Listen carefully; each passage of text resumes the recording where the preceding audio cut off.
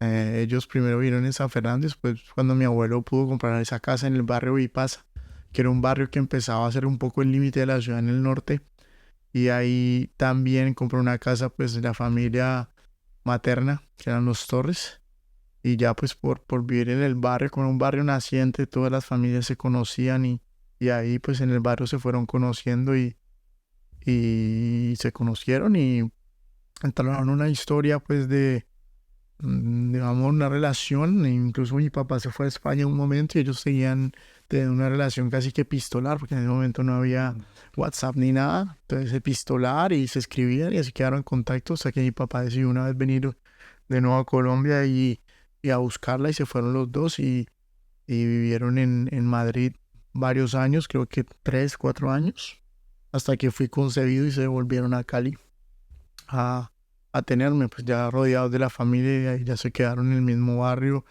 y de hecho casi que en la misma zona, en el mismo espacio de las 4 o 5 cuadras donde ellos se criaron. Entonces ahí también fui criado yo. Y hablando un poco de comida, que al final es a lo que te dedicas, Ujú, ujú. en esa mezcla culinaria, ¿qué había en la casa? ¿Qué se comía en la casa que tú recuerdes, que se te pasa por la cabeza? No, pues en la casa como tal, en mi familia, pues con mi mamá y mi papá, es más bien desde el almuerzo del mediodía, todo muy normal, muy colombiano, pero era más bien como en la casa de mis abuelas, donde sí había como la cultura marcada.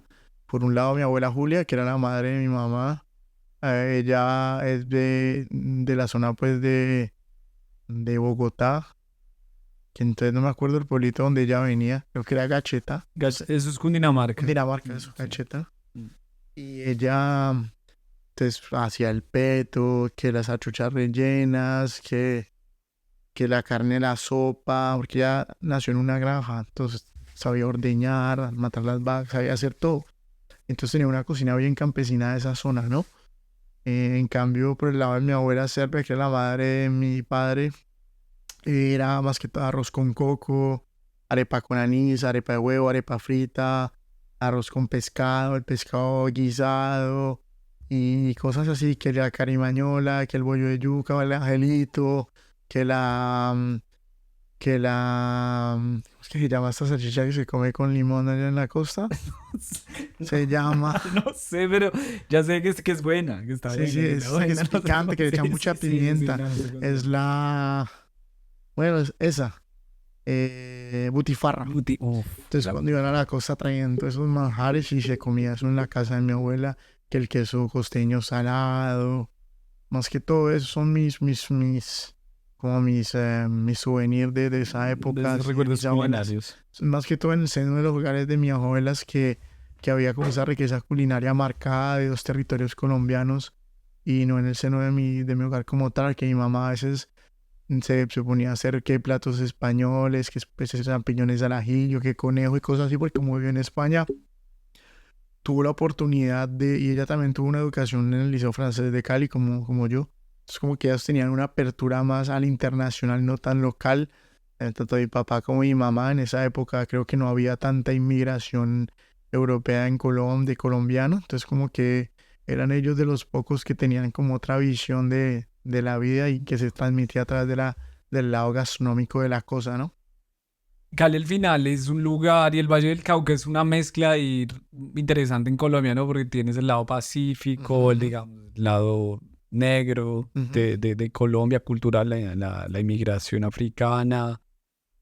Obviamente también debe haber un lado europeo, también debe haber un lado mestizo, también puede haber un lado un poco más andino. Mm, Es una mezcla interesante, ¿no? Siempre pienso que lo que hace un poco a los colombianos es un poco también ese lado caleño de la salsa, del folclore, de todas las mezclas de muchas culturas en un mismo lugar. mm. Y eso yo creo que se ve en cómo es la gente, cómo es la ciudad. Si tuvieras que darle a una persona que nunca ha ido a Cali, contarle Cali, ¿cómo se lo cuentas? O tus recuerdos de ese Cali, ¿cómo se lo contarías? No, pues ¿Cómo describirías Cali? actualmente le diría que eso es un desorden y el hijo de puta. Que puede ser hasta un caos. Que ahora, pues con mis ojos de inmigrante, pues ya viviendo 13 años en Francia, pues es como que estoy un poco desconectado de ese folclore que a veces me parece simplemente una falta de civismo y va más bien al lado negativo, que las personas que viven allá y que se quedaron allá, pues tienden a romantizar eso y que es algo un poco erróneo. Pero No es normal. si yo quiero decirle a alguien algo de Colombia, de Cali, pues le hablaría que es una ciudad caliente en el sentido en el que eh, se mueve mucho, la gente es aletosa, orgullosa, eh, aletosa en el sentido de que pues viva, ¿no? No aletosa de agresividad de pelea, sino aletosa de viva, de metelona, de venga, como el rebusque, ¿me entendés? Y si quiero hablarles de algo ya más gastronómico, pues no, pues les hablaría de la Galería La Alameda, que es una galería donde uno va y come ahí pues los productos que llegan directamente de los productores y todo. Les hablaría de la comida del Pacífico, que tiene una influencia muy grande en Colombia. Les hablaría de las empanadas, o sea, de la papa rellena y todas esas cosas que de la marranita que yo no me gusta, pero que hace parte de lo que es Cali, ¿no? Sí, bueno, Ajá. al final el hecho de salir te da otra óptica de las cosas y Sí, cuando sí. vuelves las ves diferentes, las ves Sí, sí, no, diferentes. es un hecho. Pero diría que es muy curioso porque tú me dices, me estás diciendo lo mismo que me dijo otra persona que hizo un podcast sobre caliente. Yo le pregunté que me dijera que era Cali y me dijo lo mismo que tú me acabas de decir, Sí, caliente, calentura. calentura. Eso me parece curioso. En todos los aspectos, tanto positivos como negativos, ¿no? Pues ahí. Ahí está. Y bueno, entonces hablemos un poco bueno, hablamos un poco de la familia y desde ahí empezabas a tener algún gusto por cocinar, la comida te atraía o cómo llegó esa pasión y cómo después de esa pasión, si entiendo bien, estudiaste en el liceo francés, es decir, en esa época escolar, ¿ya estabas interesado en la cocina o cómo fue que hubo el clic? No, pues uno se interesaba pues porque siempre el hecho de comer, de nutrir, que es como un acto muy feminista, que es como su mamá o su abuela que se lo da, es como nutrir su hijo, su familia. Siempre es como, primero era eso, como me interesaba de porque me gustaba comer bien, o sea, bien, que es bien, que fuera sabroso lo que uno comiera, de tener como ese placer, ya el lado placentero de comer, de tener sensaciones, de salivar, de decir, me voy a comer la arepa de mi abuela con el café con leche que ella hacía, que le echaba 1 kilo de azúcar a ese café con leche, pero que no sabía pues a la cosa más deliciosa. Todos llegaban a la misma hora, que fueran mis tíos, mi papá, la tía, los sobrinos a tomarse puta café con leche no apto para diabéticos. Pero bueno, sí, siempre como, primero era así, ese aspecto de querer comer algo sabroso. Y no es sino a través de mis viajes que hice cuando estaba joven, que tuve la suerte de venir a Europa cuando tenía 4 años. Mi abuelo, como trabajó para Bianca, tenía unos viajes gratis o a huevo. Entonces él y mi abuela viajaron mucho. Entonces en uno de esos viajes me llevaron a mí a los 4 años y entonces yo estuvimos por acá en Europa y entonces empecé a ver que había otra manera de comer y me interesaba. Ya después con el colegio vine a los 11 años acá a Francia. Estuve primero en París y luego estuve en, en Compiègne, que no es tan lejos de acá, y conviví con una familia francesa durante todos los últimos 2 o 3 meses del CM2, quinto de primaria. Lo terminé acá en Francia, en el seno de una familia de 3 niños y un padre y una madre. Y entonces comía a la francesa. Entonces a raíz de eso me interesé de otra manera vi algo como más construido, más desarrollado, que iba mucho más lejos que simplemente comer y llenarse, que fuera sabroso. Sí, en Colombia también pensamos en que sea sabroso, pero tal vez hay menos importancia de la selección de productos, estamos más limitados pensando tal vez en el lado económico de los alimentos pues, por la situación financiera que existe en nuestro país, ¿no? Entonces no necesariamente la gente va a decir, no voy a comprar este tomate porque sabe más sabroso, pero cuesta 3 veces más caro, ¿me entiendes? En cambio acá existe la posibilidad de comer cosas muy buenas sin necesariamente arruinarse, es decir, productos básicos. y existe la temporalidad, ¿no? Entonces, si uno, o sea, entendí eso, que también hay una temporalidad para las cosas, que el tomate solo se da en verano, normalmente, que, en fin, cosas así. Entonces ahí fue como empecé a un despertar de algo más profundo que simplemente venir y comer sabroso en la casa de uno y ya, o sea, ya como entender de dónde venía, cómo se hacía, que hay maneras de hacer productos diferentes y todo eso a través de una cultura completamente diferente a la nuestra. Es interesante porque al final es una reflexión que la haces muy joven. Es decir, Mm, no, a ver, otro a los niño 11. puede venir aquí y pensar otras cosas. Es decir, el Sí, transporte general, tu reflexión estuvo orientada en la parte, digamos, en la parte sí. gastronómica. Eso fue, digamos, claro, me imagino, vuelves a Colombia y ves las diferencias Ajá. sin duda alguna. Pues, o sea, pero como que fue uno de mis primeros despertar profesional, ¿no? De la pasión. Mm, soy un fiel creyente que uno tiene como un camino en la vida que ya está pretrazado y uno ya después hace lo que se le da la gana en ese camino. O sea, un ejemplo muy claro es que uno tiene una autopista que va, por ejemplo, de Cali a Bogotá, imaginemos, viendo Bogotá al comienzo y Cali siendo el paraíso, por así decirlo, y ya uno decide si va, vuelve, qué hace, si se queda parado o no, hace en la vida.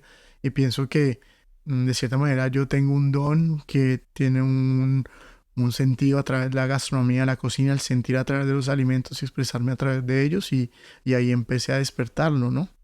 Eso es algo que yo no me entrené, no decidí conscientemente de ser cocinero, eso se hizo naturalmente y de hecho, tanto como ahora, como muy intuitivo. De hecho, ahora cuando hago mis platos y todo es intuición y sentimiento y escucharme y sentir. No hay como esa preparación matemática o ese entrenamiento para sacar algo, así como me llegó la cocina. O sea, a mí me llegó eso, una conexión de arriba y usted tiene este don y se le va a ir despertando y vea dónde estoy ahora. ¿Hay alguna situación que haya pasado en tu camino que te hizo pensar en ese don, que realmente tenías ese don? ¿Hay algún recuerdo que tengas que tú digas, hombre, es que yo sí tengo algo que me hace Mm, diferente o que... esto ya es eso ya es mucho más reciente. Hace 3 años que soy chef. Entonces, antes, por organización de la cocina, uno siempre trabaja para un chef, ¿no? Siempre. No siempre, hasta que uno ya lo es. Y ya depende de cada cocinero, es diferente, ¿no? Hay cocineros que son de práctica, otros de intuición, otros de presión, no sé. Entonces, eh, cuando yo creaba para otro, sentía una facilidad de... Siempre sentía que entre más trabajo me pusieran, más yo lograba siempre hacerlo. Sentía que era como una máquina de trabajo. Y no veía como nunca sentía como dificultad o pesadez, por más de las condiciones no siempre fueron las mejores. Siempre era como un desafío y lo hacía como el mayor de los gustos. Probaba todo y lograba como mantener los sabores que me pedían, que reprodujera y que los reprodujera lo más cercano posible y casi que idénticos. Pero ya cuando empecé yo a crear, a partir de finales del 2019, ahí ya fue otro ejercicio. Ahí ya era como más interno. Antes era vos probabas algo que te habían enseñado y era reproducir. Ahora era sacar algo de ti. Era como que algo te atravesara y que saliera de ti transformado. Es decir, una idea llega, sale y pum, lo transformas.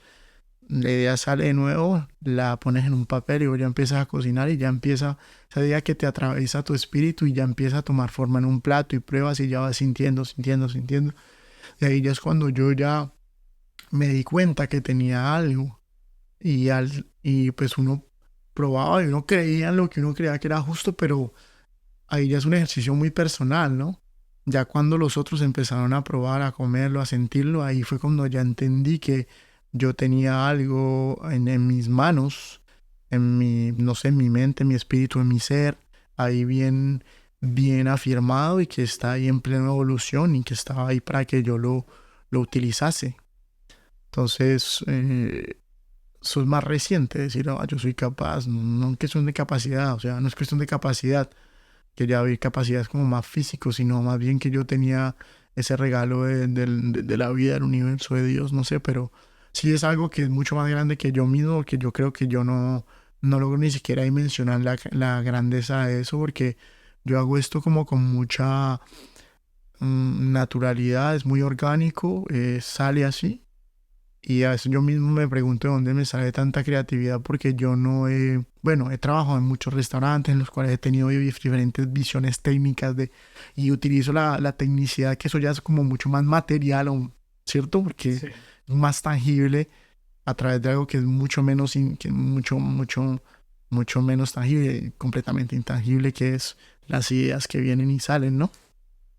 Entonces yo que creo en muchas cosas, me he interesado en de dónde puede venir eso y me han dicho que es un don que tengo que me ha dado, yo creo en muchas cosas, ¿no? Entonces creo que eso me lo ha dado a mí Dios, ¿me entendés? El universo me ha dado y eso es suyo y usted a través de eso va a ser grande. Y yo creo fielmente que va a ser grande, mucho más grande, pero no por algo así como pretencioso y Ujú. de ser el más grande y todo, sino como que voy a lograr grandes cosas a través de esto y que yo soy una herramienta de esto para dar a través de mí y mi cocina a los demás. ¿Entendés? Crear emoción, placer, tal vez confort, tal vez consolar a veces personas que no están bien a través de una comida que los va a hacer sentirse bien. O sea, para mí quiero creer que creo bondad a través de esto. Es mucho más profundo que simplemente hacer de comer rico, o sea. Y así, entonces, en ese momento estoy aún en ese ejercicio de darme cuenta de eso, porque más pasa el tiempo, más avanzo, más creo fielmente y firmemente en este sentido que va cogiendo mi vida. En, Cuando veo que en mi restaurante hay gente que llora, yo nunca por un plato, pero que llora de emoción, y que es gente que, pues, que tiene una cierta cultura gastronómica y todo, pues uno dice, bueno, estoy haciendo algo que tiene un sentido bien profundo, cuando hay mucha alegría alrededor de lo que tú haces, que te aplauden, que la gente llega y sale como re emocionada. Y a veces es duro creerlo porque uno cree que pueda ser capaz, pero es que en realidad, una realidad lo estás viendo, lo estás viviendo, lo estás haciendo, porque yo cociné y bajo y la gente está súper entusiasmada. Entonces sí, más avanzo y más creo fielmente y firmemente en esto, que hay algo más grande por hacer y que me está esperando. Qué inspiración, qué bonito lo que dices, la verdad. Mm, Pues al final pienso que eso se parte de ir madurando, ¿no? ujú. Cuando vas creciendo, vas viviendo experiencias, el día a día te va formando, te va haciendo lo que eres, te va ganando, vas ganando en Claro, confianza, pero también eso es con base en cosas también feas que te pueden pasar. no, pero Me obvio. gustaría un poco también hablar de eso, cómo fue ese proceso de llegar a Francia, cómo fue esos primeros momentos en la cocina, digamos, trabajando en una cocina. No sé, desde afuera, hablo por mí mismo, uno tiene la impresión que la cocina es un lugar difícil adentro de la cocina, que no sé, ves que el chef que grita, que tienes que aguantar de que el chef te grite, que tienes que trabajar bajo presión, que te puedes quemar, te puedes cortar, pero eso no importa, hay que sacar el plato, sí. Sí, Entonces, cómo fue ese paso más, y lo pienso un poco más jodido para uno como extranjero en otro país? No sé, que le pillen el acento rápido, de una vez se dan cuenta que es Colombia, en fin. ¿Cómo fue esa etapa? ¿Cómo fue esa etapa de llegar a Francia pues en el origen yo me vine a ser cocinero, pero al principio no fue para nada el camino. Era, yo vengo, entro en un colegio de cocina y ahí avanzo y aprendo y salgo y trabajo en un restaurante y no, o sea, por razones económicas, pues digamos que no pude pagarme un colegio como Ferrandi, como Paul Bocuse, como, eh, ¿cómo se llama el otro? Cordon Bleu y todos los que son así conocidos, ¿no? Que los que tienen las oportunidades que lo hagan, porque pues son centros de formaciones buenos, pues, ¿me entendés? No estoy diciendo que sea bueno o malo. Ese es el camino que a mí me tocó y que yo no decidí tampoco, ¿me entendés? Entonces ahí es donde yo digo que hay cosas que están dictadas para uno, ¿ves? Entonces yo llego a Francia, primero a la ciudad de Aviñón, la cual me inscribí finalmente en la universidad para hacer lenguas extranjeras aplicadas, que es una licencia muy general, que no era para nada lo que era mío. tenemos el mismo También estudié eso cuando llegué, sí, Bueno, no así sé. es. Y entonces, porque al origen yo no me aceptaron por los resultados del bac francés, no eran tan elevados para entrar sobre dossier, sobre inscripción, eh, al colegio de cocina que yo quería ir. Entonces como que yo dije, no, me inscribo en Aviñón, ahí conozco a alguien que me quiere albergar y que me dice que aquí conozco a alguien, así sea una o dos personas, ¿no? Y me metí a la universidad y me fui y dije, no, pues allá yo resolveré y encontraré la manera de, de entrar al colegio de cocina después o trabajar y ganar por experiencia y me fui así como un poco como a lo que viniera. Tenía 20 años en ese momento y pues yo como tuve el ejemplo de un papá y una mamá que viajaron y que en esa época era tal vez más duro, ellos me empujaron a irme también. Entonces yo dije, no, yo soy capaz, hermano. Yo en Cali siempre he sido como un man metelón, que sabe comunicar, que se relaciona bien. Cuando era pelado trabajaba con mi tío subiendo andamios en publicidad para ganarme para salir a rumbear. Eh, lo que tenía que lo hacía, ¿me entendés? Entonces yo dije, no, allá voy como un gato. Me acuerdo un amigo que tengo que se llama Fernando Montoya, me decía siempre, aquí vos que vos como un gato, bueno, vos como donde te tiren siempre caes parado. Pues eso me quedó a mí en la cabeza del que lo decía a veces. Y entonces yo dije, no, pues yo quiero ser capaz.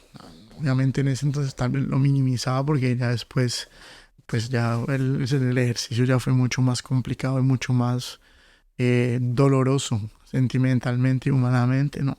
Pero, o sea, me vengo y al principio pues no podía entrar en un colegio de cocina, empecé a tocar puertas y todo, entonces yo iba a la FAC, a la universidad, y ahí hacía trabajos varios, siempre lo he dicho en las entrevistas que me han hecho, pues que, que lavaba baños, trabajaba una señora que era creyente y que tenía mucho dinero, le pagaba a ciertos estudiantes para que le limpiaran el jardín, yo era uno de ellos, pero eso era muy esporádico, entonces pues a veces uno pasaba hambre o, o pues donde ya llegué al principio me echaron a los 3 meses porque yo mantenía retrasado siempre con el pago del alquiler porque mis papás en ese entonces el euro estaba a 4.000 y eso era un gallo en ese entonces mis papás me mandaban lo poco que podían y yo resolvía, yo les decía que estaba bien, pero yo les mentía, ¿me entendés? Yo no les decía, no, es que veas que estoy atrasado en el alquiler. Tenía un tío en España que lo agradezco mucho porque me apoyó mucho, me mandaba 50, 100 euros al mes. Él era médico en España, ahora él está en Cali, mi tío Iván. Y otro tío Lucho que es el vive en Suecia que me tiraba de vez en cuando 50 euros también. Y ahí resolvía como podía o Cuando eres estudiante extranjero, esos mm, 50 euros es como toca claro, el ¿no? cielo. Y pues hay que decir, yo tampoco era muy organizado, ¿no? Porque pues a veces me iba, llegué a Viña, había un bar que se llamaba El Cubanito de unos amigos peruanos y yo soy caleño, ahí lo salsa al piso y todo, entonces a veces me iba para allá y me tomaba una o dos cervezas, 3 cervezas y se me iban los 50 euros y después uno llegaba de haber enrumbeado y todo, pero después a rascarse la cabeza y ahora cómo hago. A veces me tocaba comer lenteja y arroz toda la puta semana por eso. O me compraba un paquete más arepas y arepa con mantequilla venteada toda la puta semana porque por marica, ¿me entendés? Entonces así, ¿no? Y entonces al principio me movía en trabajitos, trabajaba en un restaurante limpiando en los baños, o a veces me tocaba hacer servicio, pero al principio yo no era eficaz en una cocina o en un servicio, o sea, ¿me entiendes? Era lento, tal vez torpe, porque no tenía la posibilidad de haber estudiado cocina como acá en Francia los pelados ya pueden empezar a los 14 15 años a hacer cocina y como apprenti, entonces pueden tener trabajo y estudio y tienen un salario pequeño. Yo no tenía eso, entonces no tenía ese bagaje. Entonces a mí me daban trabajo como que en cocina de comí, pero yo era lento, entonces en varias partes me echaron porque no era eficaz. Además, como en ese entonces yo era más joven, no tenía tal vez el sentido de la responsabilidad de llegar temprano a la hora, muy colombiano, ¿no? Y llegaba 10 15 minutos tarde y creía que eso era normal y eso me causó problemas al principio, ¿no? Me echaron de varias partes por la suma de esas dos cosas y a punta pues de golpes de la vida uno aprende, ¿no? Porque cuando a mí me echaban del trabajo por eso, pues yo lloraba porque decía, "Jue puta, ¿y por qué? ¿Qué tienen?" Pues en realidad uno creía que era muy normal lo que uno viene con ese bagaje que uno viene de Colombia, que es como ese inconsciente que uno lleva de su cultura que no necesariamente es bueno, ¿ah? O sea, vos llegas con algo que es muy arraigado en vos, que llega 10 minutos tarde es normal, ¿no? Acá no te la pasa, ni mucho menos en cocina. Ay, eso no es nada, no, no, sí es, weón. Y todas esas cosas es un trabajo también personal de confrontarte a cosas que te han aprendido y que son muy arraigadas en nosotros mismos los colombianos. Cuando llegas acá te toca cambiar No cambiar. o cambiar. Y si no cambias, pues tener la suerte de que trabajaste con colombianos y que entonces todo bien o otra cosa. Pero si vos querés adaptarte a la cultura francesa, a Francia y vivir sumando en una sociedad que no es la tuya, pues huevón, tenés que dejar de lado las cosas que no son convenientes, así seas colombiano, por más colombiano que seas. Y eso es lo que me tocó hacer a mí.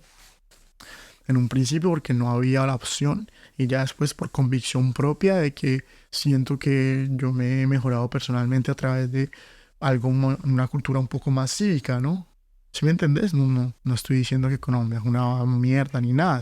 No, pero al ¿Me final es entendés? otra cultura, es Ajá. decir, que si tú quieres, digamos, sobresalir o llevar una carrera en otro país, pues evidentemente tienes que adaptarte a la cultura, que comienza Sí, sí, desde sí. el idioma, desde hablar Claro, el ¿no? De hacer idioma, parte de la desde sociedad. hacerte parte, aceptar los preceptos Ajá. del país, de la república, etcétera, etcétera. Exacto. Eso es obviamente es el éxito es el éxito del éxito Ujú. de vivir fuera, es la integración y Claro, aceptar esas integración. cosas. Bueno, y retomando pues la pregunta inicial, ¿no? Eh, Ahí empecé, como me acuerdo mucho, en los primeros meses en Aviñón, una ciudad que llegué en septiembre, entonces todavía había calorcito, pero ya después empezó el Mistral, que es ese viento que viene pues de abajo y que es muy frío y que pega muy, muy duro, o sea, puede subir hasta 80 kilómetros por hora en Aviñón o más, creo, entonces es brutal. Y a veces me veo em, pienso que son recuerdos que había escondido y hace 2 años hice la ayahuasca y me los despertó. Recuerdos que estaban en mi inconsciente, que yo había un poco como olvidado de como esa humillación de sentirse solo allá, de no conocer a nadie, caminar las calles en ese frío, eso gris, y uno no saber con quién hablar, con quién encontrarse, o siempre tener que ir al mismo sitio porque es donde uno encontraba un poco de uno, que era ese cubanito, que era para mí fue un apoyo, porque ahí hice muchos amigos latinos y franceses, pero si no, aparte de eso, pues como que sentía pues que uno era diferente y que no se iba a adaptar tampoco tan rápido a pesar de que uno era un manamillero y metelón, pero también que uno de cierta manera por no tener plata pues era limitado en la vida social y muchas cosas, entonces pues al principio te invitaban porque era cool, pero ya después cuando veían que vos ibas al bar y que no tomabas pues te dejaban de invitar y todo, entonces de cierta manera dolía porque yo nunca había vivido esto, ¿me entendés? Pero no era porque la gente era mala, sino pues porque, bueno, pues si vos no tenés plata, la gente no te va a invitar todo el tiempo y todo, ¿me entiendes? Entonces es complicado, ¿no? Empieza un poco a sentir estable, la gente siente lástima por uno, entonces, y eso le duele a uno en su amor propio, ¿no? ¿Y en qué momento empezó eso a cambiar? No, pues O yo, sea, fue pasando el tiempo, eso fueron los hiciste, primeros esos meses, son los primeros 3, meses. 4 meses, yo después, y de hecho, ahora la voy a ver esta noche, una exnovia que se llama Lice, que yo conocí en Aviñón, ella, a mí me echaron de donde yo vivía porque no pagaba, te dije, y ella me dijo, no, pues venite a vivir acá conmigo. Ella vivía en Nueva Coloc con una gringa y con una alemana. Yo la conocí allá en el cubanito bailando, para que veas. Entonces nos ennoviamos, una relación muy joven, y ella me tendió mucho la mano a través de esa relación. Hoy por hoy ella tiene su vida aquí en París, tiene un hijo y todo, y es mi amiga, pero en ese entonces fuimos novios y durante mucho tiempo ella fue un apoyo emocional. Pues no me daba plata, pero ella pagaba el alquiler y yo después cuando ya empecé yo a producir años después, le devolví todo, ¿entendés? Y le pagué a las Coloc, les pagué también plata, porque yo también gastaba agua, calefacción y cosas, ¿me entendés? Pero ella me brindó mucho la mano porque tenía una casa, lo poco que me mandaban de España, pues lo usaba para comida, para mariquear también. Y así empecé a buscar como, ya tenía como una basecita de algo que había construido emocionalmente y ahí empecé a buscar trabajo, me movía con eso, pero ya no fue cuando me encontré, cuando ya decidimos con ella irnos a vivir los dos juntos, y yo ya tenía como una necesidad pues de suplir. Entonces ya me conseguí un trabajo fijo en Domino's Pizza, de livreur, de delivery boy. Sí, sí. Domiciliario, pues. Yo Lo que era también fui, antes yo el también fui Rappi. domiciliario en Sushi Shop, Bueno, Shop en Ren. bueno, entonces imagina entonces eso, y en Aviñón que eso caía agua y llovía y viento, entonces me tocó un invierno así haciendo eso, eso ya era 2010, 2011.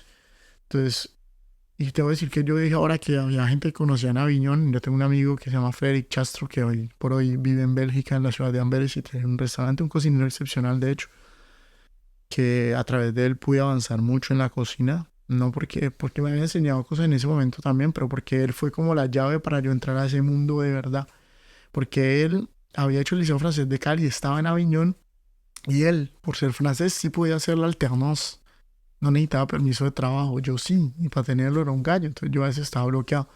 Entonces lo que yo hice es que él me presentó a sus amigos de la ecolotería, que yo a través de ellos les dije, hermano, yo quiero ser cocinero también, pero les expliqué mi situación y de inmigración, pero si tienen un trabajo, pues hermano, métame así a lavar platos, que puedo trabajar a tanto tiempo. Y así un día me llamó, ay, marica, echaron al plongeur, al lavaplatos de acá, venga, que usted me dijo que quería, yo le dije, listo, de una. Entonces dejé de hacerlo de las pizzas. Me metí a lavar platos. Y ahí fue mi breakthrough al mundo de la cocina. Entonces ahí empecé y caí en el seno de una empresa que era familiar. Fue fundada por la mamá del patrón después actual, que se llamaba Renaud Tisseur. Caí en manos de un chef chileno que se llama Angelo Chimino, que es uno de mis mejores amigos, que ya no es cocinero de hecho. Y en un lugar que necesitaba gente metelona. Entonces, yo tenía los dientes largos, tenía ganas de avanzar, quería aprender, lo expresé, lo dije, y a través de yo haber expresado eso, ellos empezaron a darme mis responsabilidades, y empecé a lavar platos, y luego empecé a ayudar en la cocina, y luego hubo un puesto que se liberó porque un pelado se fue, y empecé yo a asumir responsabilidades que no eran las mías, pero que me las daban y otorgaban porque sabían que yo tenía la voluntad de ser cocinero un día. Y a través de ese trabajo ya pude empezar a tener una estabilidad financiera y entonces tener una mejor vida, pero pues igual era limitado, ¿no? Un SMIC. Pero bueno, yo vivía con mi exnovia de la poetría, pero en la época ahí resolvíamos los dos, pero entonces ahí ya empezó a cambiar la cosa, ¿no? Ya tenía un poquito de plata, empecé a comprar mi ropita, mis cositas y a construir algo. Y, ¿Cuánto tiempo pasó para eso? O para mm, entender que unos 4 o 5 años no, menos. yo llegué en septiembre de 2009.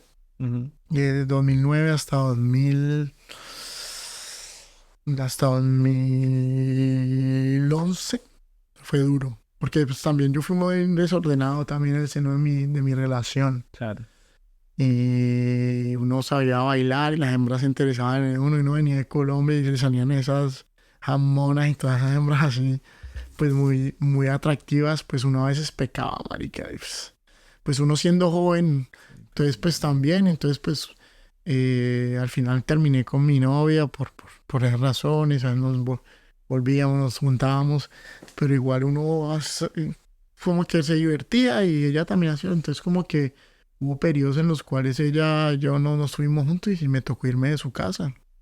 Ese fue como el peor periodo donde yo sentí que estaba yendo a tocar fondo porque me encontré en situación de indigencia en casa. Lo que llaman SDF, sin domicilio fijo. Ahí tenía mi maleta y estoy en la calle, ¿y qué hago? Yo tenía amigos legionarios, me había hecho amigos legionarios, colombianos, bolivianos, brasileños, y un boliviano, Víctor. Y güey, yo tengo un amigo colombiano que tiene un apartamento por allá en unos HLMs, pero no hay agua ni luz, pero ahí te puedes quedar. Y ese marica fue y se robó una cama, unos muebles del regimiento, weón. Ese hijo de puta era el encargado de todas las compras del regimiento, ese hijo de puta, y sacaba de todo y me trajo una cama, una estantería, unas cosas, me sacaba comida. Y, pero yo vivía ahí en un apartamento igual sin luz porque Eduardo, que era el dueño de eso, que era un colombiano de los llanos. Ah, no, de los llanos no, de la parte pues, de Sincelejo y todo eso. Él estaba en misión. Entonces mientras que él volvía no había agua ni luz. Y yo resolvía con 2 euros diarios. O sea, yo iba a un Lidl y me compraba una lata de esas de ensalada de atún y una Coca-Cola que no es Coca-Cola. Porque me alcanzaba para eso y eso comía al día. Y no había cubiertos ni platos, entonces me buscaba sentado en el piso, abría la lata y con la misma lata la acababa, esa era mi cuchara. Y eso lo hice durante 2, 3, 4 semanas hasta que ya llegó Eduardo y empezó a ponerse el apartamento. Pero durante un mes de verano del año 2010, ese verano estuvo heavy. Me había hecho un amigo francés que se llama Ludovic, que tenía un snack. Ese marica me decía, yo le decía, hey, Ludo, dame trabajo, no tengo, no tengo que comer. Y ese marica me daba lo que le quedaba. Y aún así, pues yo me iba y me bañaba en las duchas públicas de Aviñón. Me tenía mi morral, lo bajaba mi morral ahí en el snack y el snack quedaba al frente del cubanito. Y luego me quedaba en el cubanito bailando hasta que cerrara. Y como bailaba también, las peladas me pagaban las cervezas, las birras. Me invitaban a tomar. Entonces yo gozaba gracias al hecho que bailaba. Mira cómo en la vida. Y cuando ya entras a hacer restaurante y empiezas a cocinar, ¿no? Ujú. Y era un restaurante. Sí, como ¿Qué tipo de restaurante? Un restaurante tradicional, pero semigastronómico. Era bien semigastronómico. conocido, era bien conocido, costoso. Era costoso. Sí, para lo que era costoso. Y en ese momento hacían cosas buenas. Entonces empecé a aprender y así, hacía más ejecutaba. Te Entonces decían, Guido, haz esto, haz esto, haz sí, me esto, haz esto. explicaban y yo ya aprendía y ya lo repetía. Yo probaba, pero siempre pues andaba a probar a los demás. En ese momento no tenía tal vez aún esa,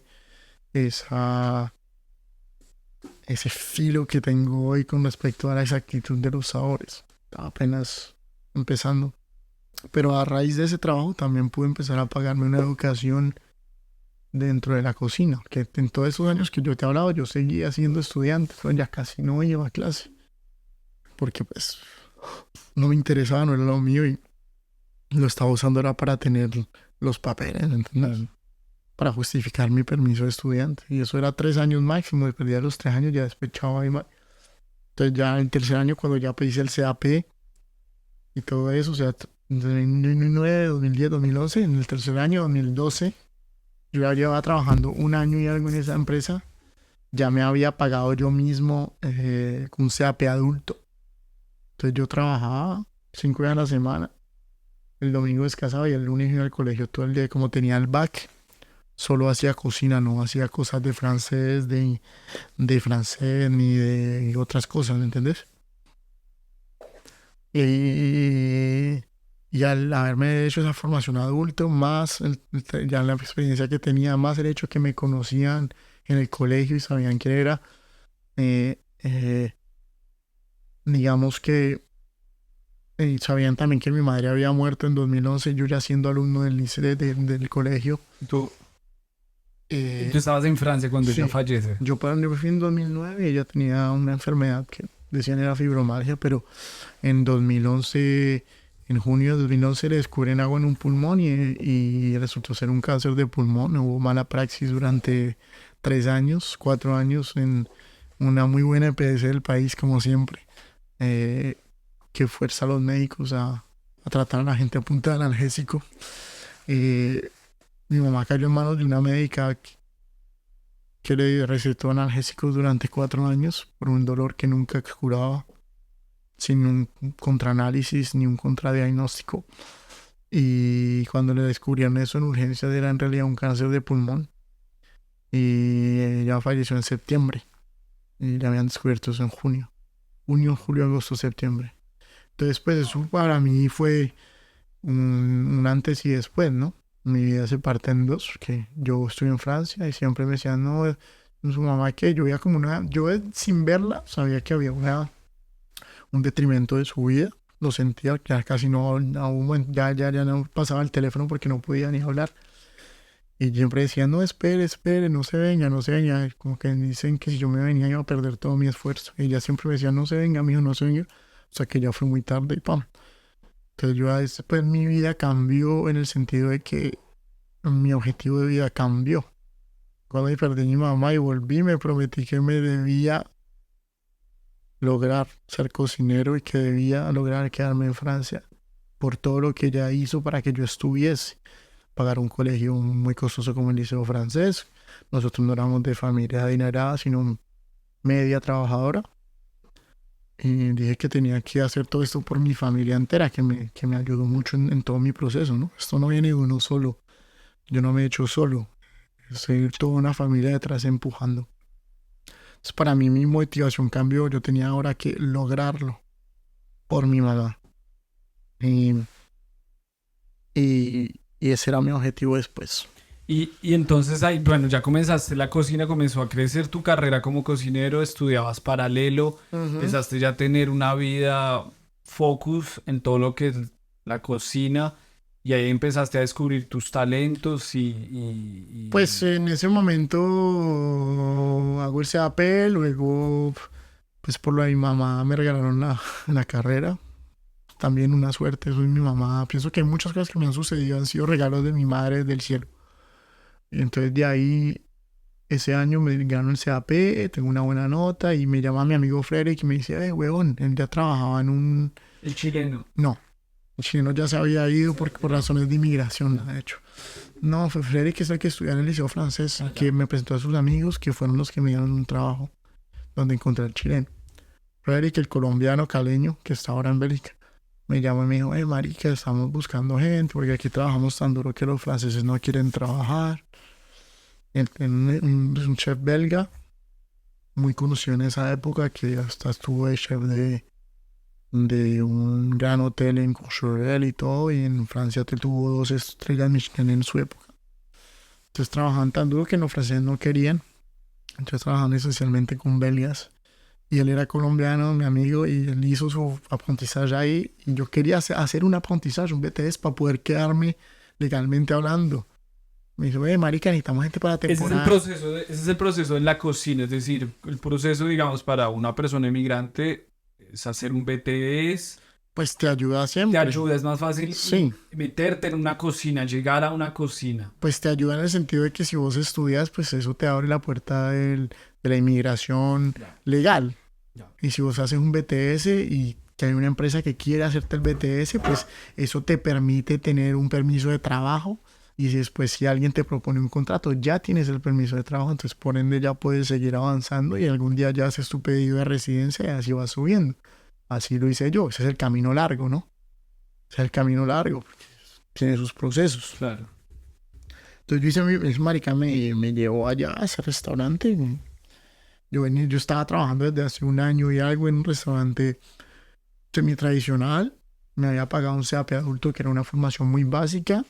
Y ¡pam! Entro a una cocina de una estrella Michelin y me dicen, bueno, papá, usted tiene que resolver. Lo bueno es que tenía ya a mi amigo y a otro amigo que yo metí. Eso es otro universo, me imagino. Ajá, sí, es una exigencia mucho más alta, los productos son diferentes. Llegué a ver productos que yo no sabía utilizar, pero me tocaba hacerlo y me explicaban y hágale y aprenda. Y empecé a dar, como te digo, nada, no sentía que nada me quedaba grande. Tal vez era un poco lento, pero pues le daba. Y ahí en esa empresa como casi nadie quería trabajar porque era muy extensa y una amplitud horaria muy dura y los salarios pues tal vez no eran los mejores. Pues como había menos gente, a los que estaban les tocaba asumir más responsabilidades. Y digamos que esa dificultad extra fue como un entrenamiento superior. ¿Entendés? Es como decir, yo puedo hacer 100 kilómetros a pie, pero a mí me tocaba hacer 100 kilómetros a pie con 20 kilos en cada pata. ¿Entendés? Porque 20 kilos y 20 kilos era lo que faltaba gente para hacer esa responsabilidad. Entonces, eso, a pesar de que era muy duro, había un ambiente de fraternidad porque estaba mi amigo Frederick, había otro amigo que se llama Pablo, que yo lo traje, él también quería ser cocinero y yo lo metí ahí. El man no había estudiado nada, entonces lo metí ahí también y éramos 3 colombianos en ese lugar. Entonces como que a pesar de que era duro, pasaba fácil porque nos queríamos los 3 y nos ayudábamos y había buen ambiente. En esa empresa hice primero una temporada de verano y como me fue tan bien a pesar de no ser un man que había estudiado mucho, que tenía una experiencia muy... mi buena voluntad y mi trabajo fuerte pues trascendió y me dijeron, ¿quieres quedarte con nosotros a trabajar? Yo le dije, sí, pero yo tengo esta situación de inmigración. porque Pablo era italiano y Frederick es colombo-francés. Ya, yo la Pablo tenía, es, sí, Pablo es yo la tenía colombo-italiano. yo la tenía más fácil un Sí, poco. ellos solo tenían que decir, yo quiero trabajar y ya, en cambio, a mí me tocó decir, yo puedo quedarme, pero si ustedes me hacen un BTS, y el man me dijo, listo, te lo hacemos, y yo fue puta, todo lo que siempre he querido está sucediendo aquí, Wow. pam, se me apareció la Virgen, no, se me apareció mi mamá en todo lo que venga, de algo que no dependa directamente de mí, pienso que siempre hay una incidencia de ella en algún lugar. Ahora, muy buen día, pienso que mis abuelas tienen una incidencia muy fuerte porque ya no están, pero en esa época mi mamá no estaba. Em, y de hecho, son cosas que yo nunca esperaba y sucedían. La causalidad. Yo iba moviendo como mis cuerdas sin tanto planificar nada y las cosas iban dando. Pienso que ha sido alguna de mis fuertes eso. Mientras que yo menos planifique, menos tenga el control de las cosas, más me da la vida. Y eso lo me he dado cuenta a través pues, del progreso que he tenido desde cuando llegué hasta ahora. Me dan el BTS, me lo proponen, hermano. Entonces yo voy a la prefectura y digo, mire, aquí me quieren hacer este BTS, necesito un permiso de trabajo, un cambio de estatuto. Pues vos sabes cómo es de duro eso. Él me dice, pero ¿por qué? Usted vea, em, ha trabajado, no tiene mucha experiencia, un permiso de trabajo, no sé. Sí, vea, yo vengo de Colombia. Entonces le expliqué mi situación y todo, y hablé de lo que, pues, que iba a perder a mi mamá, porque nada. Y como que yo creo que eso también tocó a esa señora en su corazón y dijo, no, este pelado está trabajando aquí, pues bueno, le va a dar su permiso de trabajo y me lo dio. Entonces cambio de estatuto aceptado, permiso de salariado, puedo tener mi BTS y ahí ya, La vida pum, cambia cuando tienes el claro. documento de inmigración Y ahí ya legal. cambia porque ya dije, bueno, ya tengo una estabilidad, ya no tengo miedo de que me puedan expulsar, porque si no estudio más, ya estoy estudiando y trabajando, ya puedo hasta trabajar en otro lugar. Entonces en esta empresa empiezo en el BTS, en esta empresa trabajamos mucho, mucho, mucho, mucho. Yo era un pelado aún, entonces digamos que eh, eso era nuevo para mí, trabajar tantas horas. Y había una dificultad extra que era que éramos pocos, entonces nos tocaba hacer más. Y también nos tocaba trabajar en Bélgica. O sea, íbamos en invierno y el restaurante se iba a Bélgica. Entonces yo era aprendiz en Aviñón. Entonces a mí me llamaban, me pagaban el TGV para ir hasta Bruselas, luego un tren allá a Amberes, trabajaba 2 semanas allá y luego me volvían a mandar en TGV acá. Yo me digo por qué lo hacían, tal vez porque me había vuelto un referente de su cocina, trabajaba bien, pero me pagaban 830 euros y no me pagaban 3.000, 4.000 como le deberían pagar a un belga. Y yo hacía el trabajo por 2, por 3. Entonces, siendo aprendiz, ¿me entiendes? Es algo bueno, pero también no entendía después con el tiempo que también era una forma como de decir, venga, usted man me cuesta menos. Entonces, eso, ¿entendés? No siempre como tan justa la cosa. Se aprovechan Sí, de sí, la obvio. situación migratoria de la gente para... Sí, Algunos. algunos sí, Y entonces exactamente. yo llegaba y me iba para allá y trabajaba muchísimo. 7 de la mañana, 3 de la mañana, 7 de la mañana, 3 de la mañana, así, ta, ta, ta. Y allá estaban abiertos 6 horas 7 para hacer el máximo de plata. Entonces después el domingo yo quedaba molido y el lunes tenía clase y me mandaban el domingo en el último tren, llegaba a Viñón a las 11:30 de la noche. Llegaba a dormir, al otro día a las clases, levantarse a las 7 de la mañana, lo empecé a hacer a un principio y ya cuando ya no pude más físicamente, el lunes no iba a clase porque no podía. Entonces yo decía, lo siento, pero no puedo ir a clase temprano porque me siento muy cansado y cuando venía me dormía en clase. Yo decía, no puedo, es muy duro, es más fuerte que yo. Y no me creían, no me creían. Yo ya, no me creen, no, entonces ya no voy a clase y ya. Entonces me llamaban a que ¿por qué no viene a clase? No, no, entonces yo les decía, y no, a las clases, y yo también soy un poco resabido en el sentido de lo que a mí no me gusta, no lo hago. Entonces yo quería ser cocinero y en el BTS me querían enseñar hébergement, gestión, Sí, eso no... marketing y un poco de cosas que, bueno, que sirven para ser un jefe de empresa, pero que en ese momento yo no le veía utilidad. Yo quería era cocinar. Entonces yo también hacía un poco, no iba a clase por cansancio, pero lo que no me gustaba tampoco iba. Entonces eso calaba mal en el seno del colegio. porque además a mí me decían, ¿usted por qué hay que? Yo, es que no me gusta, es que esto no es a la carta, sí, pero pues así, o sea, así soy yo. Y yo como era un poco rebelde, tampoco como que calaba bien. Una gente me entendía por el lado físico, los chefs de cocina, eso, que sabían también mi historia personal, mis dificultades, la pérdida de mi madre, todo lo que yo llevaba atrás en mi bagaje. Y otros que no me querían. Y yo era un pelado como con mucha más personalidad que mis compañeros. Entonces yo fácilmente le podía decir a un profesor, decirle, si yo no le caigo bien a usted, me vale verga, ¿me entiende? ¿Me entiende? O sea, al profesor, respetuosamente, a mí no me importa si yo no le caigo bien a usted. Y bueno, yo sé que no estoy yendo a clase y que no es lo ideal, que no es mi responsable, pero lo que yo hago lo haré bien, lo que no haga, pues acepto que me puede poner en peligro el, la estadía en este colegio. El BTS. Y así fue, me echaron del colegio. Echaban del colegio. Pero de nuevo se me aparece algo en el camino, que es que aquí existe el candidato libre. Y a pesar de que yo era tal vez no el mejor estudiante en ciertas materias, yo en cocina era el mejor. Y yo había hecho mis horas de mi formación. Para poder presentarte al examen, vos tenés que entrar a hacer un mínimo de horas de formación y yo las tenía.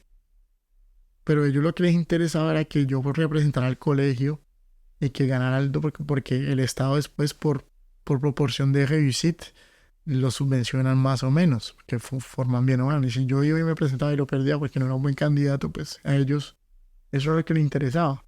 Entonces me echaron. Listo, me echaron. Entonces yo me presenté como candidato libre y lo obtuve. O sea, tú hubieras podido haber presentado por el lado del colegio, pero como te echaron, ni modos. Tú lo hiciste por tu lado y Ajá, ganaste. gané. Y tus rivales eran gente del colegio. Pues no era, no era una competencia. Ya, ok. Eso Era un concurso. no es un concurso, es un diploma. Diploma. Entonces el test tú cumpliste los... Sí. Ya entiendo. Entonces yo pasé el examen, cociné, pasé los exámenes como de todo el mundo, en sala, en servicio, en todo. Y lo saqué adelante y lo gané. Entonces había mucho profesor mala gente conmigo y yo llegué allá a recoger mi diploma en el colegio, porque además, a pesar de que me pasé candidato libre, ellos me incluyeron en el listado de que habían hecho 100 de 100 de los estudiantes que pasaron el examen. Entonces yo le dije, "Ay, no, pues que me habían echado porque yo estoy aquí en el listado del colegio". Ah, sí, es un error. Yo sí, claro. Y fui y le restregué ese diploma a todos los profesores que me sabían a culo. En fin. Ay, padre. Al echarme no tengo centro de formación, entonces el BTS ya está tambaleando y entonces mi permiso de trabajo estudiantil tambalea. Entonces se tambalea mi situación legal. Entonces yo voy a ver a mi chef y le digo, chef, obtuve mi diploma, usted me quiere decir que trabaje todavía con usted. Me dijo, sí, yo, claro, trabajaba sin contar las horas, ¿me entiendes? Entonces, hermano, sí, claro. Entonces yo le dije, listo, pues necesito hacer el cambio ya de estatuto, ya total. Entonces fui, hice el pedido y me dijeron, pero ¿cómo así? Usted lo llaman del colegio, nada. Entonces expliqué porque usted ha trabajado aquí en Bélgica, que acá, no entendemos. Entonces me tocó escribir una carta explicando todo lo que yo había hecho desde que llegué hasta que estaba ahí. Me acuerdo que el día que entregué esa carta me había puesto la camiseta de la selección en Colombia y la señora me dijo, ¿usted es colombiano? Sí. Le conté un poco mi historia.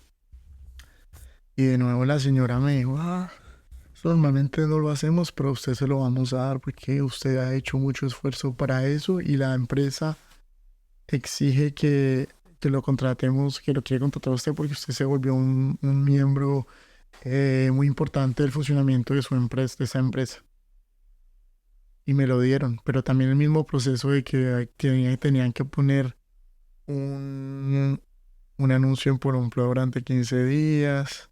Sí, eso es lo mismo. Tienen que mirar que no haya alguien de Francia que pueda hacer tu trabajo. Entonces lo que hizo mi chef y sobre todo la contable que se encargaba de todo lo que es el recursos humanos, fue que puso un anuncio diciendo buscamos un chef que conozca la cocina colombiana, latinoamericana. Entonces no había nadie en ese mercado ahí, se llenó el mercado y el único candidato posible era yo. Entonces pues, en fin. En todo caso, Me dan ese permiso de trabajo, ya empiezo a trabajar con este man ya fijo, otro año y medio, ya él estaba en declive el restaurante de él porque el man ya no venía casi. A mí me tocó asumir de hecho una temporada como chef de cocina, pero yo no tenía ni la experiencia para ser su chef, pero igual nos puso a trabajar, es una estrella Michelin. Y ese año que nos quitaron la estrella, o sea, eso fue algo que a mí me pesó mucho porque a mí él me dijo, vea, usted resuelva como sea, pero él nunca me acompañó a mí en nada. Entonces yo me sentí mal. Entonces yo le dije, vea, chef, perdió la estrella y yo estaba ahí en su restaurante y me dijo, vale, verga, a mí no me importa eso ya. Entonces él cerró en Francia y se fue para Bélgica y nos llevó allá. Trabajamos allá 6 meses y nos quería hacer quedar allá a trabajar o con condiciones como quien dice, les hago un contrato en Bélgica, pero tienen que renunciar a todos sus derechos en Francia. Sí, no, no. Entonces yo dije, no, amigo, chao. Me volví a Francia, me puse en chômage y encontré un trabajo en Licoquet, donde ahora soy chef, o sea, en 2015. Y ahí llegué como chef de partie, subí los escalones, una empresa chévere, trabajé para el papá de mi asociado actual, pasé su chef. En 2019 él pasó chef, mi asociado le compra las partes a su padre, me propone que seamos asociados en 2019, fin de 2019 pasó a ser chef en el Licoquet. Hoy por hoy soy copropietario con Cyril, mi asociado, y eso es el actual. Así, digamos, para cortar así cortico. Y bueno, es que uno que vive desde afuera, es decir, que es como un comensal que va a restaurantes, cuando tiene la oportunidad de ir a un restaurante con una estrella Michelin, que no es fácil, por más de que, porque a veces es difícil encontrarlos, encontrar un lugar en un restaurante, reservar, etcétera. ¿Cómo ha sido eso? ¿Qué tiene de más tener la estrella para la gente que no sabe un carajo? ¿Qué tiene de más en el día a día, más allá de la cocina? Es que hay mucho estrés de saber que viene un tipo, un agente de estos a probar tus platos y que no puede haber un error. ¿Cómo vives ese estrés ya de ser un chef de un restaurante con una estrella Michelin? ¿Cómo vives ese día a día? Pues no solo por una estrella Michelin, ¿no? Hay diferentes guías, como te dije, acá estoy en París por otra, en el cual teníamos una puntuación que de hecho este año nos retrogradaron, que fue también un golpe duro para mí. Porque era una nota que ya tenía el restaurante desde yo ser chef y ahora que al ser chef yo, y me han premiado esa misma guía personalmente y después me quitaron unos puntos, entonces como que un poco duro. Que o sea, es como cuando vos tenés esas puntuaciones o esos reconocimientos, es como un reconocimiento a lo que se hace, es como un label de calidad, por así decirlo. Entonces, de por sí, normalmente te debería ir bien en un restaurante de ese tipo, o sea, va a ser sabroso, va a ser inventivo, va a ser buenos productos, va a ser respetuoso de muchas cosas. En la idea lo es, no siempre es el caso, pero eso es en sí lo que vos debes esperar como consumidor de un lugar como estos. Un servicio bueno, un confort también agradable, un lugar bonito, una buena presentación de la gente que te sirve, que sean respetuosos, interesantes, que puedas probar cosas que nunca has probado. Así me entiendes, es como muchas cosas más que solo ir y llenarse el vientre, ¿ya? ¿Cómo vivo yo ese estrés? Yo no siento estrés por de eso. Ese no es tampoco mi motivación primaria a las estrellas y eso.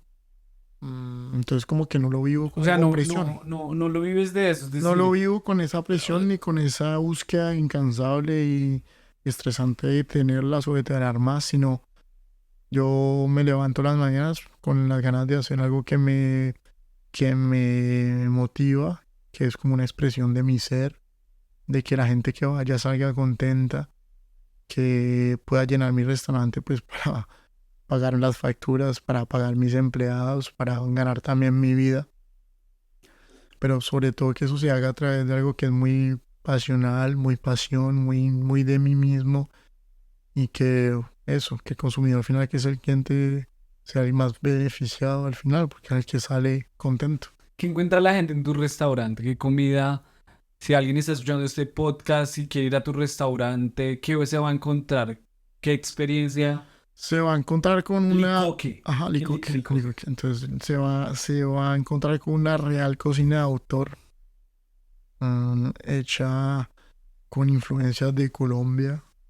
Hay cosas que van a ser menos autoría, como alguna arepa, arepa se hace en todo el mundo, pero la hago a mi manera, ¿me entiendes? Con la receta de mi abuela, entonces como mucho más personal. Pero hay platos también que salen a través del terruño francés y ardéchois, que es donde estamos situados. Asociaciones muy mías que funcionan y que son completamente distintas. Esto es cocina autor, son con influencias colombianas, latinoamericanas, pueden ser mexicanas, pues, no necesariamente fusión, porque no son cosas tradicionales fusionadas, sino técnicas, sabores. La idea puede ser la idea de un plato, por ejemplo, la idea de un ceviche, pero no es un ceviche clásico, sino utilizar un pescado crudo, como vamos a macerar con algo ácido, pero que no va a ser necesariamente limón, ¿me entiendes? No necesariamente solo limón. Y sí, eso es como, sí, cocina de autor de verdad. Es algo que es más bien la creatividad pasa a través de los productos que hayan y la necesidad de crear algo que sea a la altura de lo esperado por los clientes a través de mi cultura propia, mi historia propia, mi visión de la comida, y así. Escuchaba por ahí que hablabas algo de una lógica científica en tu comida, que había como un tema científico. ¿A qué se refiere? ¿Qué se refiere? Que todo es química en realidad. Las reacciones químicas que hay a través de la comida, por ejemplo, ¿por qué cocinar una carne de una manera u otra? Hay una reacción que sucede. Entonces, de encontrar la ciencia dentro de la cocina y entenderla. Ya cuando vas a entender la ciencia de la cocina, la manipulas a tu voluntad. ¿Cómo obtengo este resultado o cómo lo obtengo mejor? Porque entiendes qué incidencia tiene una reacción química en un alimento u otro. Sí, un ejemplo muy simple que es la reacción de Maillard, que es la coloración de los azúcares naturales, que es si vos pones una carne en una sartén que está no tan caliente, pues no va a haber una buena coloración, por ende no va a ser una buena costra, por ende el sabor es mucho menor. Sabe como a hervido porque ha perdido agua más que lo que la costra le impidió, ¿ya? Si vos quieres que una carne no pierda mucha agua, pues en una cocción la tenés que sellar bien. Sellar es que esa coloración que se le hace. Eso también permite que el sabor se exprese más. Es un ejemplo como Sí, sí, sí. mucho más simple de entender. Es de entender que la comida son elementos y que los elementos tienen funciones químicas, tienen impactos químicos. Claro. Y como por ejemplo, algo un poco más, la pectina de la fruta se activa gracias a la acidez. Si tú no le echas la acidez, ya no se activa. La pectina es una forma de gelatina, por así decirlo. Entonces, si vos haces una goma, echas la pectina, pero no le echas acidez, pues entonces la goma no se va a hacer una goma, sino que va a ser algo líquido y como un gel ahí medio líquido. A partir del momento que le echas la acidez, ¡pum!, se endurece y se vuelve una gelatina como un osito de goma. ¿Ves? Qué Son bacano. cosas así que uno empieza a entender. Ay, Guido, que llevamos hablando para mí un minuto y ya llevamos más de una hora. Vamos un poco llegando al final Ujú. de esto. Me gustaría saber qué se viene para ti. Ahora estás focus en el restaurante, tienes proyectos, tienes cosas nuevas que quisieras contar. Sí, pues proyectos, siempre hay posibilidades, siempre hay mucha gente que me dice, ve, tengo este proyecto, tengo otro de Cali, a veces me dicen, ve, no quieres manejarme una carta, ve, no quieres montarme un menú y que usemos tu cara, tu nombre. Posibilidades hay muchas, por ahora yo me concentro más bien en lo que soy capaz de hacer y lo que reside en lo que yo hago, porque hay algo muy erróneo que ahora en la cocina es que creen que pueden usar, que el chef puede tener 10 restaurantes y entonces porque ese chef del restaurante es chef, entonces es bueno, no. Para mí, cuando el lugar es bueno es cuando el verdadero chef cocina para vos y es como un ejercicio muy espiritual y de hecho es un acto muy de mamá que es nutrir, que es dar. Entonces cuando es el chef que viene ahí que te da a vos lo que él preparó para vos, o sea, que está ahí, que cocinó con sus cocineros, para mí eso es lo que yo quiero, seguir creciendo a través de eso. A mí no me interesa hacer un chef conocido porque tiene 40 restaurantes en el mundo y que tiene 40 chefs en cada restaurante uno, que es un businessman. Hoy por hoy no me gustaría ser un businessman así. Hoy por hoy quiero seguir cocinando en el seno de mi restaurante. Quisiera abrir un restaurante mucho menos costoso y exclusivo en el cual haya un más grande panel de personas que puedan aprovechar de mi visión de la cocina y de todo lo que yo puedo dar, siendo mucho más accesible, un poco más recreativo, un poco más fiesta en el seno del pueblo donde estamos. Y también me gustaría lograr llevarle Coque y pues por ende todo lo que me representa a mí, que es Colombia, Cali, eh, la región en la que estoy, a una visibilidad mucho más importante gracias a nuestra cocina. Quisiera seguir afirmando eso que yo hago y que soy, que hace solo 3 años que soy chef, ya tengo pues digamos una cierta notoriedad y soy joven aún, entonces quiero seguir reafirmando eso, pero ya como decir, todo esto es mío, mío, mío, mío, así lo he logrado a través de mi cocina. Ya el restaurante en el que yo estoy tiene un pasado, pero ese pasado lo respeto, pero que ya todo lo que sea, que la estrella, que el puntaje, que todo eso sea confirmado porque es mío y decidir, ¿me entendés? Que sea de los dos, como seguir fortaleciendo esa casa, ese licoque, ese restaurante, y yo seguir evolucionando. Si tuvieras que darle un consejo a ese Guido hace 12, 13 años, ese Guido que estaba pasando esos momentos difíciles que has pasado como inmigrante, ¿hay algo que le dirías a ese Guido de esa época? No, yo creo que no le diría nada y lo dejaría vivir lo que vivió porque fue eso lo que le permitió estar donde hoy está. Consejo, ¿no? Todo eso es lo que hace el Guido de hoy y eso es lo que hará también parte del Guido de mañana. Entonces, no creo que haya consejo para ese Guido. Ok. Y me gusta mucho la música y bueno, tú eres caleno, entonces pues te gusta la música. Suelo terminar los episodios con música, ¿sí? Como editar un poco de música, una canción que se te venga a la cabeza que cuente un poco, no que cuente toda tu historia porque son muchos años, pero que te haga pensar en algún momento bonito, feo, una canción para terminar esa entrevista, Guido. Mm, Una canción que sea de cualquier género, cualquier sí, cosa. no sé. El título de una canción me parece muy importante. Tal vez las líricas no siempre dirán algo, pero you get what you give. You get what you give. Esa. Pues Guido, muchísimas gracias. La verdad, tu historia es muy interesante, o sea, te lo digo, yo pues me dedico a esto y entrevisto muchas personas, tienes una historia muy, muy interesante, de que hay muchas cosas que nos podemos contar, pero seguramente en algún otro momento espero ir a tu restaurante a conocer tu empresa, tu restaurante, pero hermano, admirable. Una historia muy bonita, muy, muy bonita y la cuentas con mucho orgullo y seguramente, así como a mí, también me sirve para inspirarme a la gente que escuche esto, le va a servir para lo mismo. Entonces, pues nada, ánimos a seguir adelante y estás dejando muy bien, pues, el nombre de Colombia y estás haciendo una carrera muy interesante. Gracias por compartirme lo que te inspira y lo que sentís a través de lo que pudimos compartir. Para mí siempre es chévere de dar. Pienso que uno tiene que, pues yo soy una persona mucho del dar, entonces a través de esto doy a vos y a quien lo escuchará. Si puede crear algo en alguien, está bien. Entonces gracias por la invitación, hermano, y siempre bienvenido por allá, Público, que Siempre ya estamos, gracias. con gusto.